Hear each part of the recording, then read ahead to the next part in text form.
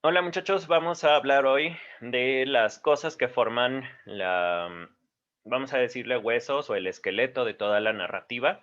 Vamos a hablar de tres cosas importantes hoy, que son la verosimilitud, bueno, aquí lo pongo como suspensión de la incredulidad.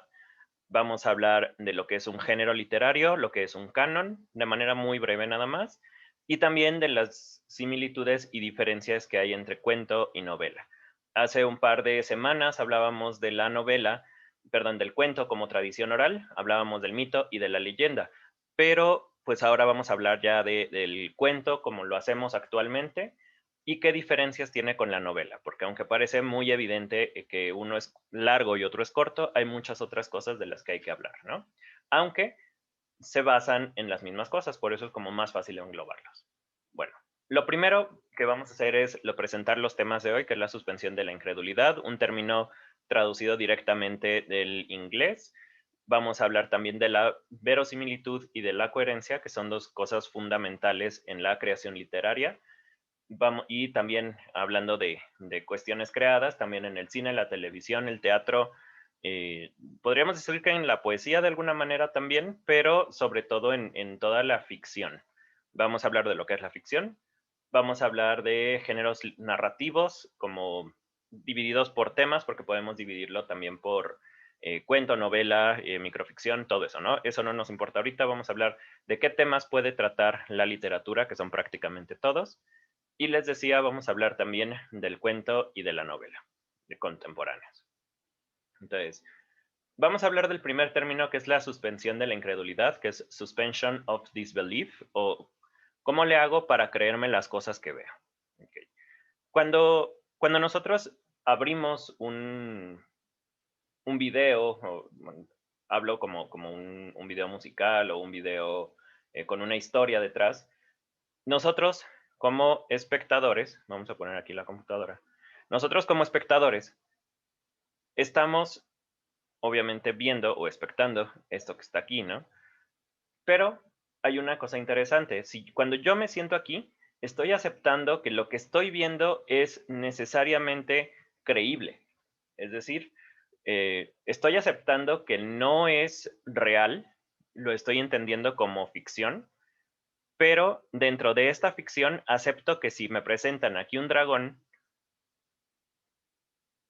y aquí hay un tanque de guerra, pues que en este preciso momento esto es real. Eso es lo más importante. Si yo puedo lograr que mi persona, que mi espectador, que mi lector crea o acepte este contrato, pues ya estoy del otro lado. Porque si una persona se sienta, vamos a ponerlo acá, ¿no?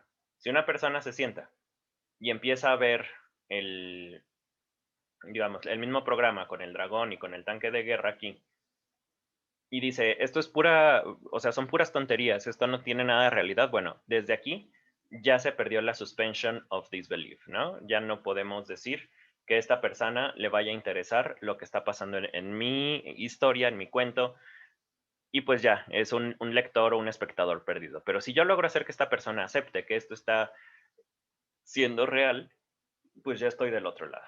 Entonces, lo primerito es las personas que tenemos la ventaja de que todas las personas que se acercan a nuestras obras o a la ficción en general aceptan de entrada que no es cierto, pero es, digamos,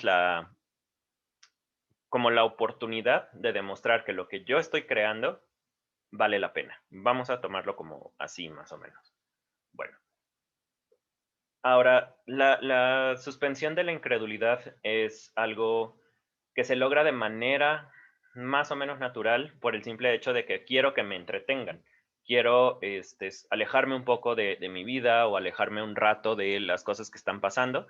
Entonces, esa parte ya va de gane. Pero si a los 20 minutos presento una cosa que está completamente separada del mundo que estoy presentando, entonces ya se está perdiendo esa incredulidad. Vamos a hablar de la coherencia, perdón, de la verosimilitud primero. La verosimilitud se refiere a que algo sea creíble. Es decir, si yo presento dragones, espadas, un anillo que puede dominar las mentes o los corazones de los seres humanos, como en El Señor de los Anillos, pues bueno, es lo que estoy presentando y es lo que la gente está dispuesta a creer. Pero si a la mitad o al final de la obra yo pusiera un orco con ametralladoras, pues se rompería completamente la ilusión, ¿no? Porque sería como un todo vale y se están rompiendo las reglas de ese relato. Ahorita voy a las reglas. Entonces, pues es eso. La verosimilitud es que las cosas sean creíbles, que no se den como giros exagerados que de repente te hagan saltar que no estás en una obra real, sino que son como estos chispazos de acuérdate que es ficción, ¿no? Una cosa que pasa mucho en cuestiones de romper la verosimilitud es recordarle al lector eso, que está viendo una fantasía o una ficción, para decirlo de mejor manera. Si yo le recuerdo al lector o al espectador que lo que está viendo no es cierto, pues entonces ya vale, yo solito me ahorqué, ¿no? ¿Cómo pasa esto? En las series es más evidente. Si estamos hablando de la Edad Media y un cuate saca un celular, pues ya, ahí se rompió, ¿no? O si el personaje sabe de repente algo que no puede saber, que no tiene manera de comunicar, em, o que no estaba en el escenario en ese momento, pues ya también ya valió. Por ejemplo, las caricaturas para niños lo hacen mucho porque les están enseñando como la base de la narrativa y de ahí no hay tanto problema porque está enfocado para un público que es menos, que a lo mejor no conoce todavía bien las reglas de la narrativa. No quiero decir menos inteligente porque, bueno, tengo una hija y se da cuenta de muchas cosas. Entonces, no puedo decir menos inteligente, pero sí que no tiene tantas ideas o que no tiene tantas series en su registro, en su memoria. Entonces, pues no puede hacer tantas comparaciones y si está bien o está mal, muchas veces lo pasan por alto. Pero un público adulto no necesita que le recuerden que sea ficción. Si estoy leyendo una obra, vamos a pasar a los libros. Si estoy leyendo, por ejemplo, esa, El Señor de los Anillos, y me dicen, de repente Gandalf se detuvo a explicarle a Pippin que lo que era un Palantir, por ejemplo, es una esfera, que esto sí pasa en el libro y en la película, me parece. Creo que le explica a Aragorn, no importa realmente. Y dice, este es un objeto que no existe en el mundo real o, no sé, una línea como de ese tipo va a romper toda la ilusión de que todo lo que estoy leyendo es real. Entonces, es importante ser verosímil y una de las formas más fáciles para lograr esa verosimilitud es a través de la coherencia. En el acto 1, vamos a hablarlo ya más al final de esta presentación, vamos a tener las bases de todo lo que es mi novela. Entonces, el acto 1 o el primer capítulo o los primeros 15 minutos de la película son fundamentales para que yo entienda de qué mundo estoy hablando. Si vemos, por ejemplo, Harry Potter o Aragorn, que son los que se me vienen ahorita a la mente, de entrada nos están diciendo hay magia en este mundo. Entonces, la primera regla es aquí la magia sí existe. No importa que en tu mundo no, aquí sí. Entonces, ese es como lo principal. Em, si una de mis reglas es que el ambiente va a ser siempre oscuro, tétrico, eh, sería poco producente o sería poco creíble que de repente tengamos un personaje que hace chistes y además chistes malos, ¿no? Porque está rompiendo el tono, porque está rompiendo estas reglas que yo había puesto de en este mundo no se permite reír. Son reglas que nunca van a estar escritas. Al menos un buen escritor no va a necesitar escribir sus reglas para decir, ok, en este mundo hay esto y esto otro, la gente se comporta de tal manera. Y lo que pasa mucho con las novelas juveniles, o al menos en la generación de Sin Sajo y Juegos del Hambre, es que había un capítulo entero para explicarte todas las reglas. Entonces, desde ahí yo tengo problemas con la verosimilitud porque no me está presentando los hechos, me los está diciendo, ¿no? Entonces, de eso vamos a hablar en un par de videos más adelante, porque son muchas cosas que hay atrás de la narración. Las más importantes ahorita es, pongan sus reglas, sigan sus reglas, así de simple, ¿no? Y con eso ya tengo mucho de lo verosímil y de lo coherente de mi historia. Entonces, eso es nada más para empezar. Ahora, vamos a hablar de lo que es un género literario. Un género literario por tema, aclaro esto, va a ser como el tipo de cosas que va a abordar cierto escritor o cierto grupo de escritores. Si hablo de cómo la tecnología ha transformado la percepción humana o cómo entendemos lo que es ser humano, por ejemplo, ahora que ya podemos detectar inteligencia en animales, como el chimpancé o el delfín o diferentes criaturas que sabemos que las ballenas cantan canciones, pues las definiciones básicas del hombre como crear arte o la conciencia o la inteligencia, pues ya son difíciles de decir que es exclusivamente humano, ¿no? Entonces, si queremos hablar de cómo dos personas se aman y cómo va evolucionando su vida, pues tenemos lo que es el romance, tenemos fantasía, ciencia ficción, terror, que son mis tres géneros favoritos, y vamos a tener muchísimos otros. Esos pues, los pueden encontrar básicamente en cualquier catálogo de películas, ¿no? Una película de acción, de comedia, básicamente se aplica lo mismo a la literatura. Y bueno, vamos con estos tres géneros. No me voy a meter mucho porque tampoco es el objetivo solo hablar de esto, pero tenemos ciencia ficción, fantasía y horror. La ciencia ficción, les decía, son intentar responder preguntas que pongan en conflicto la definición del ser humano a través de la ciencia. Muchas veces se piensa la ciencia ficción como tener máquinas y tener teletransportadores o tener objetos que viajen de un lugar a otro del universo sin reglas. Si no tenemos reglas dentro de este universo, entonces tenemos fantasía, fantasía científica, si mal no recuerdo, es el nombre del género. Star Wars es un ejemplo de fantasía científica, ¿no? Porque nunca delimita las reglas, tiene como estos poderes similares a la magia, tiene muchas cosas parecidas a la épica medieval. Tenemos un héroe, una espada, en este caso las espadas láser, a lo mejor no tienen nombre, no se llaman Excalibur, por ejemplo, pero tienen muchas cosas que son similares a la narrativa medieval. Bueno, de ciencia ficción es esto, la tecnología va a ayudar a resolver dudas o enigmas del ser humano, o al menos intenta explorarlos, que resolverlos pues siguen siendo enigmas, ¿no? La fantasía va a utilizar razas mágicas como los dragones, como los duendes, las hadas, muchas cosas heredadas de los cuentos de hadas precisamente, o puede crear razas nuevas, por ejemplo, en Calabozos y Dragones hay no sé, cientos de razas nuevas. Tenemos modificaciones de los elfos, tenemos a los goblins, a los gnomos, todas estas cosas van a entrar dentro de la fantasía. Ahora, ¿cuál es el objetivo principal de la fantasía? Muchas veces se cree, por ignorancia un poquito, que la fantasía se trata de desconectarse del mundo y no ver los problemas, pero yo creo que es al contrario. La fantasía bien hecha se va a meter a explorar todos los problemas económicos, políticos, raciales, religiosos que existen en nuestro mundo, pero les va a dar otra capa de pintura. Para poder escribir fantasía tienen que conocer un montón de cosas y saber cómo se articulan las partes de esta máquina, ¿no? Porque si solo estoy poniéndole disfraces de gnomos o disfraces de una cosa a otra cuestión, no estoy haciendo fantasía, solo le estoy cambiando, pues eso, el disfraz, ¿no? La fantasía, sobre todo la alta fantasía, se va a meter mucho a cuestiones raciales, culturales y les decía todo lo demás, ¿no?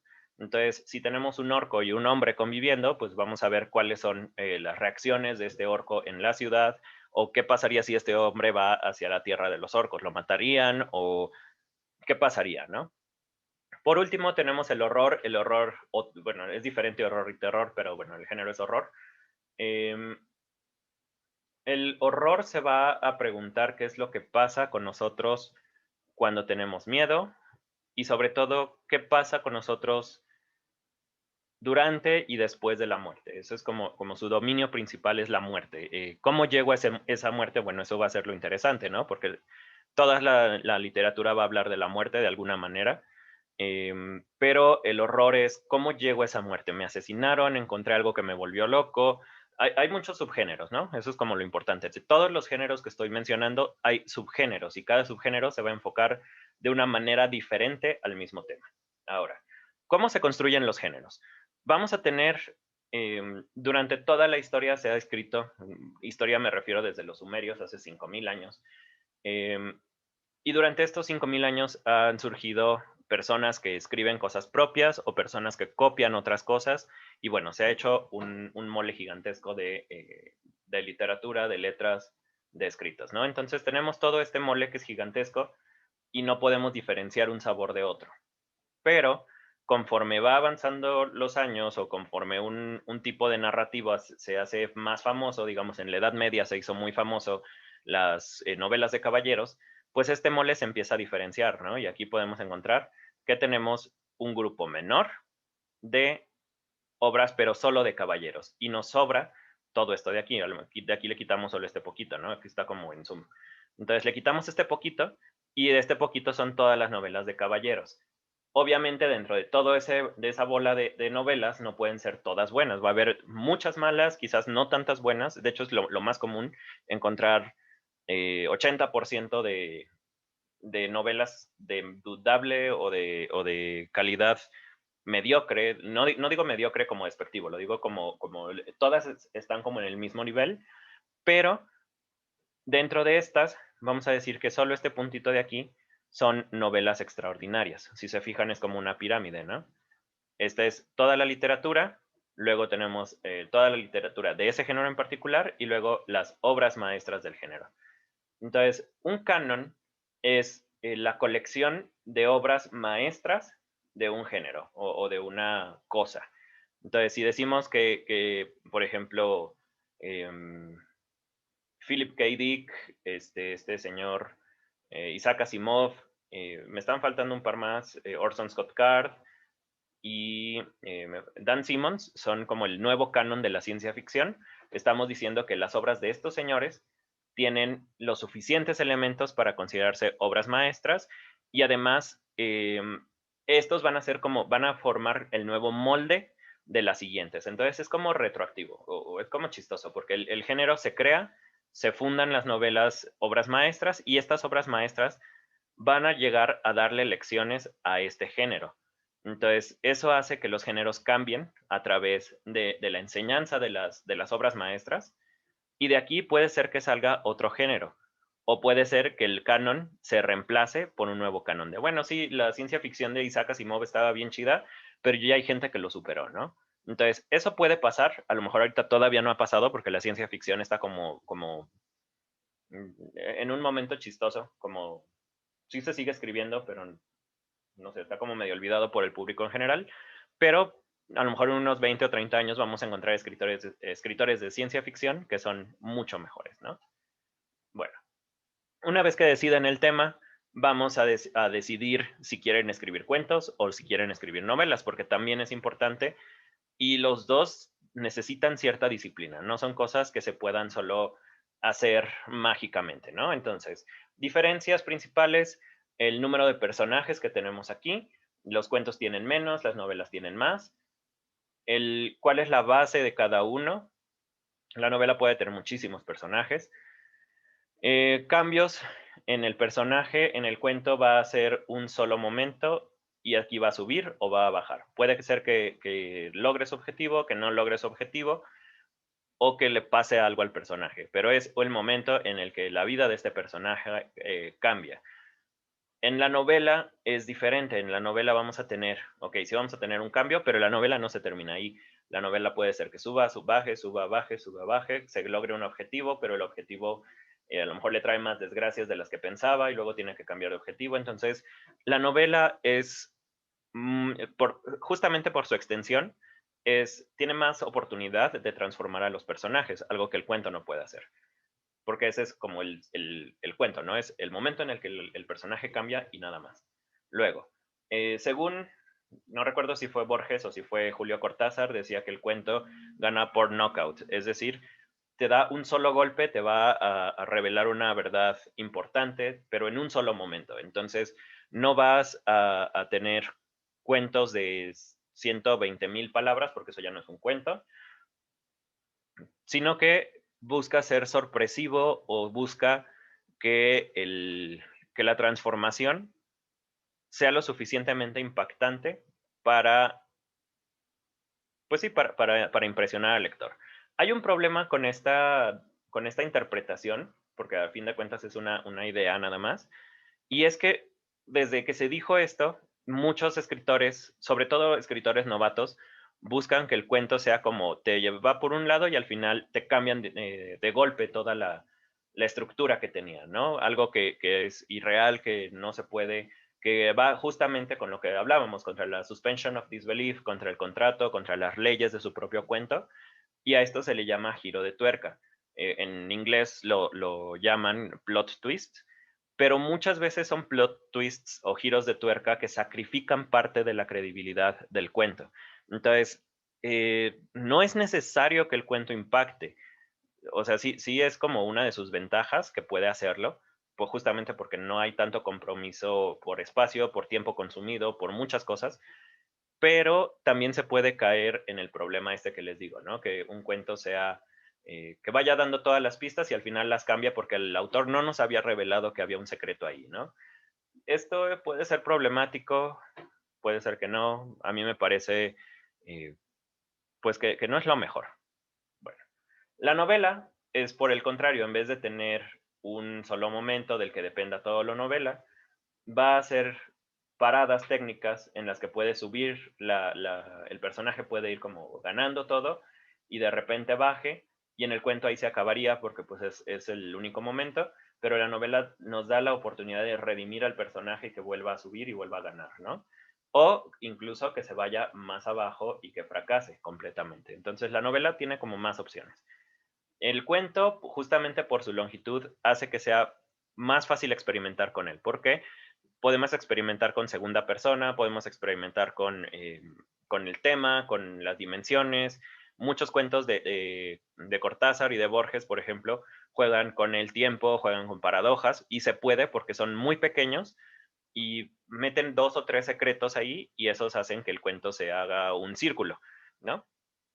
La novela, por el contrario, sí es experimental, todas las novelas tienen algo que, bueno, idealmente todas las novelas tienen algo que va a cambiar el género, pero ha sido más estable desde la publicación del Quijote, o sea, tiene 415 años que se escribió la primera parte, quizá 16, 416 años que la novela se ha mantenido más o menos estable, y eso porque Cervantes hizo todos los cambios que se pudieron haber hecho, los hizo él de un solo jalón. ¿Cuáles fueron cambios importantes de Cervantes? Bueno, la psicología de los personajes, porque durante la Edad Media, el personaje, por ejemplo, el Cid, es un personaje que siempre va hacia arriba y solo puede ganar. Y sí tiene un momento en el que baja cuando las bodas de los infantes de Carrión, pero de todos modos vuelve a subir, ¿no? Y no hay ningún cambio psicológico en el Cid. Siempre es el personaje bueno, el personaje que gana, el personaje heroico.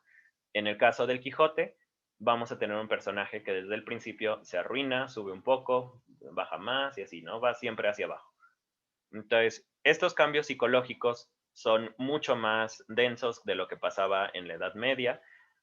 A lo mejor Gilgamesh, bueno, no sé. Por último, uno de los últimos cambios que hace Cervantes, o de los más importantes, es que Cervantes mete aquí poesía, mete cuentos dentro de la novela. Quiere decir que la novela ya no se va a encasillar solo en escribe como un cuento, sino que podemos meter poemas, podemos meter cartas, podemos meter intervenciones de otros personajes, podemos hacer referencias a otras novelas. De eso vamos a hablar en otro video, de la intertextualidad. Pero bueno, o sea, hay muchas cosas que la novela puede hacer que el cuento, por su longitud, no. Entonces, esas son las principales diferencias. Yo la verdad prefiero el cuento, pero también me gusta mucho la novela, o escribir novela. Entonces, vamos con las similitudes, con esto vamos a terminar porque si no, va a quedar muy largo y hay muchas cosas todavía. Entonces, cosas comunes es que el cuento y la novela en general se pueden encasillar o podemos decir que tienen inicio, desarrollo y cierre. Aquí están las cosas, no se las voy a leer, lo pueden hacer ustedes. Eh, Se llama narrativa justamente porque vamos a necesitar un narrador, una persona o una voz que nos va a encaminar. De esto vamos a hablar en el próximo video. Em, los dos necesitan cosas que nos ayuden a que la novela sea atractiva o el cuento sea atractivo y que no se pierda la atención del lector.